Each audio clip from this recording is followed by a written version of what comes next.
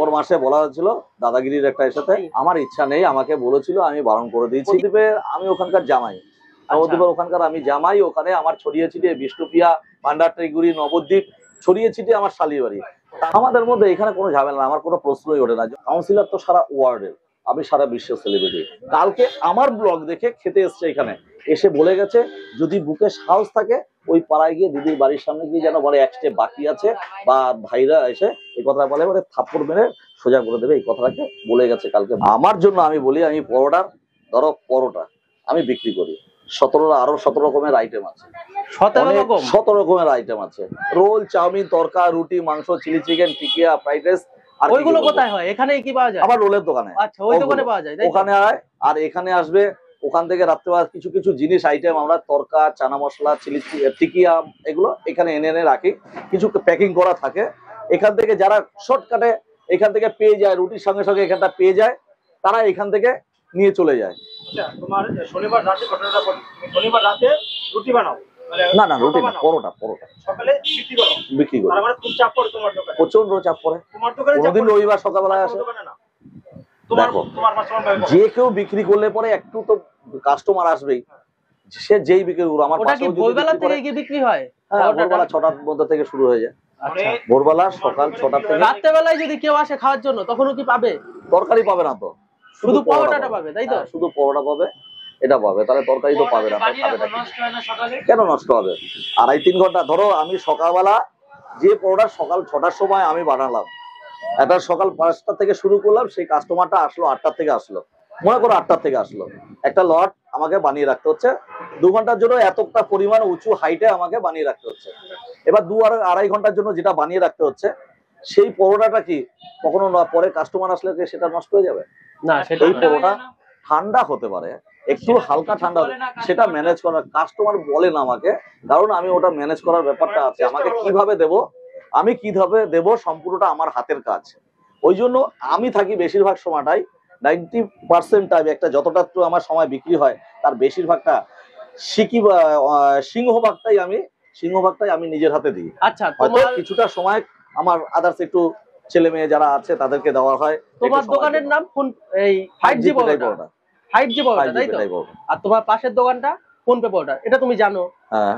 এই যে সে অনেক জায়গায় যায় বিয়েতে, তাকে নাকি ডাকে এই খাবারের দোকানে, অরুণদাকে চেনো তুমি? হ্যাঁ, আমি চিনি। ওখানে গিয়েছিল, তোমার কোনো দোকানে যাওয়ার ইচ্ছা নেই? আমার ইচ্ছা নেই, আমাকে বলেছিল, আমি বারণ করে দিয়েছি। কে বলেছিল? আমার সেই সময়টা নেই। কে বলেছিল? নাম বলবো না, কেউ একজন বলেছিল আমাকে যাওয়ার কথা, উইথ ভিডিও যাওয়ার কথা বলেছিল, কিন্তু আমি না বলে দিয়েছি। সেটা একবার বলেছিল, ডিসেম্বর মাসে বলা হয়েছিল দাদাগিরির একটা সাথে। আচ্ছা, দাদাগিরি থেকে তোমাকে বলেছিল? জানি না সত্যি মিথ্যা, কিন্তু আমাকে ফোন করে বলেছিল।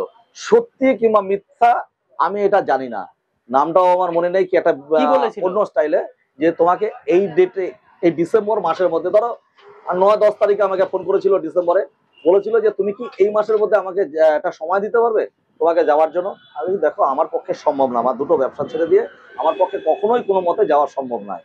আর তো আদার্স হচ্ছে যে দোকান যারা আছে, দোকান আমি কাউকে ছোট করতে চাই না, আমি নিজে ফুটপাতের ব্যবসা, তারাও নিজেরা ফুটপাতের ব্যবসা, সবাই ফুটপাতের ব্যবসা। আমার আলাদা একটা কেনার দোকান আছে।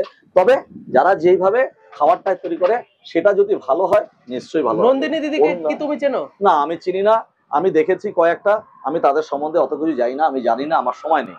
আচ্ছা, ভালো খাবার তৈরি করলে নিশ্চয়ই কাস্টমার আসবে, এটা একদম 100% শিওর, যে ভালো খাবার যেখানে তৈরি হবে মানুষ সেখানে খুঁজে নেবে।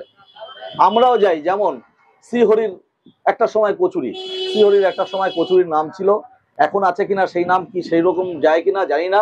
একটা লোক যাচ্ছে, টাটা, বিড়লা, গোয়েঙ্কা, এদের নাম আছে, এদের জিনিস মানুষে কেনে, জিন্দাল, এদের নাম, এদের জিনিস কেনে, ভালো আছে এদের জিনিস নাম। তুমি কি কোনোদিন নবদ্বীপ গেছো? আমার নবদ্বীপে আমার শ্বশুর বাড়ি। আচ্ছা, নবদ্বীপ আমার শ্বশুর বাড়ি। আমার নবদ্বীপ একদম ধরো বিষ্ণুপ্রিয়াতে আমার শালির বাড়ি। আচ্ছা, বিষ্ণুপ্রিয়া স্টেশনে আমার শালির বাড়ি, নবদ্বীপ স্টেশনে আমার শালির বাড়ি। আচ্ছা, নবদ্বীপের দই নাকি বিখ্যাত, ঠিক আছে? নবদ্বীপের দই, সেটা কি তুমি খেয়েছো? নিশ্চয়ই। শ্বশুর বাড়ি যখন ওখানে, আমি নবদ্বীপের দই খাবো না, এটা কখনো হয় নাকি? নবদ্বীপে আমি ওখানকার জামাই, নবদ্বীপের ওখানকার আমি জামাই, ওখানে আমার ছড়িয়ে ছিটিয়ে বিষ্ণুপ্রিয়া, ভান্ডারটাইগুড়ি, নবদ্বীপ ছড়িয়ে ছিটিয়ে আমার শালির বাড়ি। তারপরে স্বরূপগঞ্জে, সেখানে আমার শালির বাড়ি। তাহলে তুমি ওই দিকটা প্রপারলি চেনো তুমি, তাই? সম্পূর্ণটাই। তারপরে গোলারহাট বলে একটা জায়গা আছে, সেখানে আমার মামার নিজের বাড়ি আছে, ওখানে নবদ্বীপেরই একটা জায়গা। ওটা যদিও ওটা বর্তমান, ধরো এপারটা বর্ধমান, এপারটা হচ্ছে নবদ্বীপ। আচ্ছা রেল লাইনের এপারটা হচ্ছে নবদ্বীপ, ওপারটা হচ্ছে বর্ধমান এরিয়া। দুটো ডিস্ট্রিক্টের মধ্যে পড়ে যাচ্ছে, একটা নবদ্বীপ একটা বর্ধমান, এরকম ভাবে পড়ে যাচ্ছে। তাই সুতরাং ওদিকটা আমার মামা বাড়ি, এদিকটা আমার শ্বশুর বাড়ি, শালির বাড়ি, এরকম ভাবে আছে এদিকটা। আচ্ছা, তোমাদের পাশাপাশি দুটো দোকান, ফোনপে পরোটা আর 5G পরোটা, তোমাদের মধ্যে কি কোনো ঝামেলা আছে? তোমরা ঝামেলা তোমরা তৈরি করো, আমি না। তোমরা তো ভয় কিছু পাও। কিছু দেবে, ভয়ের কোনো কারণ নাই। ঝামেলা তোমাদের হচ্ছে জিনিসটাকে একটা জায়গায় নিয়ে গিয়ে ধরো করে দিচ্ছে, কি ঝামেলা, কি ঝামেলা। না, এটা যদি হ্যাঁ। ইউটিউবাররা করে থাকে, হ্যাঁ। ইউটিউবাররা বুঝে নেবে, তোমাদের মত তো মিটা রাখো। আমাদের মধ্যে এখানে কোনো ঝামেলা না, আমার কোনো প্রশ্নই ওঠে না। যখন দেখবে তোমার কষ্ট, ওই যে তোমার কষ্ট তোমার কাছে বলে তুমি রেগে যাও, ওনার কাছে মানে তোমার রেগে যাচ্ছ কেন? আমার রেগে যাওয়ার কোনো প্রশ্নই ওঠে না। আমাকে গায়ে হাত দিয়ে কথা না বললে পরে কোনো আমার প্রশ্নই ওঠে না। আমাকে যদি কোনো রকম উদ্দেশ্য করে কোনো কথা বলে, তখন আমার গায়ে লাগবে।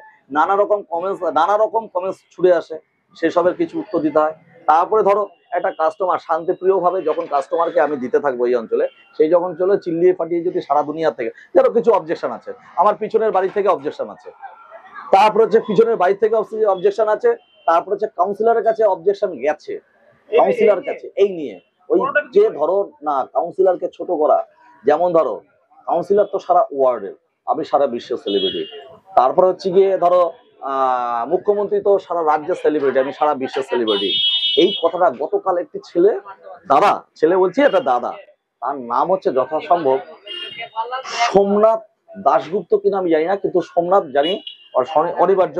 কালকে আমার ব্লগ দেখে খেতে এসছে, এখানে এসে বলে গেছে যদি বুকে সাহস থাকে ওই পাড়ায় গিয়ে দিদির বাড়ির সামনে গিয়ে যেন বলে এক স্টেপ বাকি আছে, বা ভাইরা এসে এই কথা বলে থাপ্পড় মেরে সোজা করে দেবে, এই কথাটাকে বলে গেছে কালকে। বলো যে আমার পাড়ায় যেতে, এটা বলে দিয়ে গেছে। আমি বলে দিলাম নামটা, দাদাকে বলে দিলাম, দিদির বাড়ির সামনে থাকে। দিদি যেই বাড়িতে যেই বুথে ভোট দেয়, সেই বুথে উনি ভোট দেয়। সোমনাথ যথাসম্ভব দাশগুপ্ত কিনা আমার টাইটেলটা আমার ঠিক মনে নাই, তবে তার নামটা আমি উল্লেখ করে দিলাম। দাদা নিজে বলে গেছে তার ওই জায়গা থেকে। তাকে বলেছে যে কালীঘাট মন্দির থেকে ওই বাড়ি পর্যন্ত যে অঞ্চলে যে কোনো লোককে সোমনাথের নাম বললে পরে সবাই চিনতে পারবে, এটা তার নামটা বলে গেছে।